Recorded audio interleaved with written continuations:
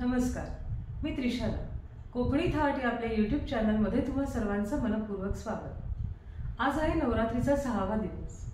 आज देवीच्या ज्या रूपाचा आपण जागर करणार, पूजा करणार ती म्हणजे देवी कात्यायनी. तर देवी कात्यायनी ही शूर आहे, दुष्टांचा नाश करणारी आहे. महिषासुराचा वध करणारी देवी कात्यायनी आपणा सर्वांना शूरता, आत्मविश्वास प्रदान करते. लहान मुलांसाठी सुद्धा देवीची आराधना किंवा पूजा केली जाते. लहान मुलांमध्ये आत्मविश्वास वाढतो. एखादी गोष्ट चूक आहे तर ती चूक आहे म्हणून त्यांना विरोध करायला सुद्धा लहान मुलं शिकतात. त्याच्यामुळे मुलांमधला आत्मविश्वास वाढावा, त्यांच्यामधलं धैर्य, शूरता वाढावी यासाठी देवीची पूजा केली जाते.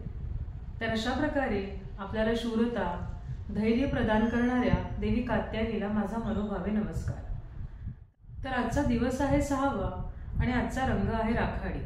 तर कोकणी थाटमध्ये अशीच आपण एक पौष्टिक आणि बनवायला सोपी अशी डिश बघणार आहोत. चला तर मग पाहूया साहित्य आणि कृती. तर आज आपण बघणार आहोत चिया पुडिंग. डाएटवर असलेल्या लोकांसाठी आणि नुसतं खायला पण अतिशय छान आहे, पौष्टिक. तर सगळ्यात आधी मी बाउलमध्ये प्रत्येक माणसाला 1 ते 1.5 चमचा एवढंच चिया सीड्स घ्यायचे आहेत. अति खाणं पण चांगलं नाही आणि जे आपल्याला दूध आवडतं ते घालून घ्यायचं आहे. गाईचं, म्हशीचं, त्याच्यानंतर खोबऱ्याचं दूध पण चालेल किंवा बदामाचं दूध पण चालेल. या ठिकाणी मी साखरेऐवजी हेल्दी करायचं म्हणून स्टिविया घालून घेतलेली आहे. तुम्हाला साखर चालत असेल तर साखर, पौष्टिक बनवायचं असेल तर मध घालून घ्यायचं, ते सुद्धा चालेल. म्हणजे जे लोक डाएटवर आहेत, साखर खाणार नाहीत, त्यांच्यासाठी अतिशय व्यवस्थित होईल.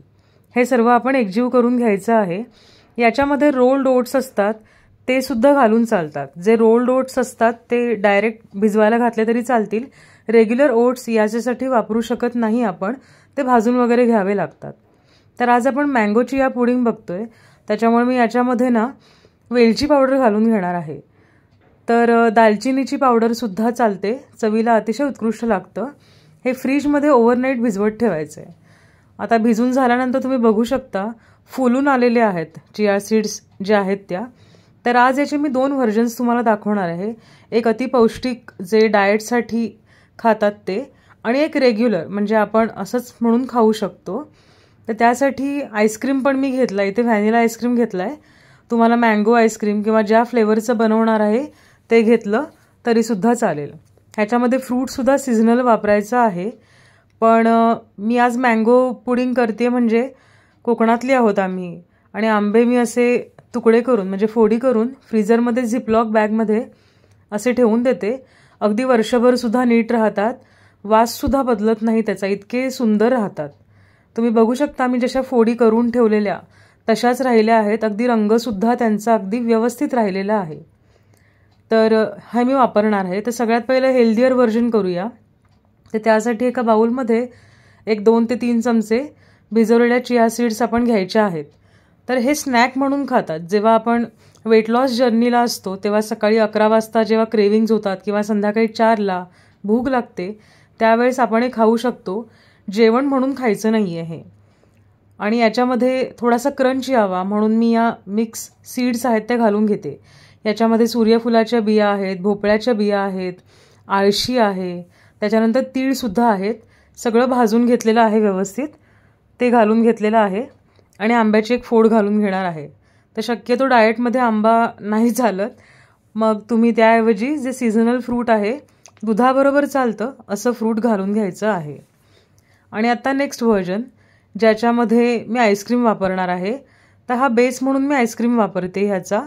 याऐवजी तुम्ही शेवयांची खीर किंवा साबुदाण्याची खीर, ओट्सची खीरसुद्धा घालू शकता, मखाण्यांची खीरसुद्धा चालू शकते. ती जर हेल्दी म्हणजे शुगर फ्री वगैरे टाकून केली असेल तर तुम्ही हे फालुदा म्हणून सुद्धा खाऊ शकता जेव्हा क्रेविंग्ज होतात तेव्हा. एक आईस्क्रीमचा थर देऊन झाल्यानंतर याच्यावर मी जे आंब्याच्या फोडी होत्या त्या घालून घेते. तर याच्याऐवजी तुम्ही जो सीझनल क्रश आहे म्हणजे स्ट्रॉबेरी किंवा जे काही केळ्याचं सुद्धा हे मॅश करून घालून घेतलेलं चालेल.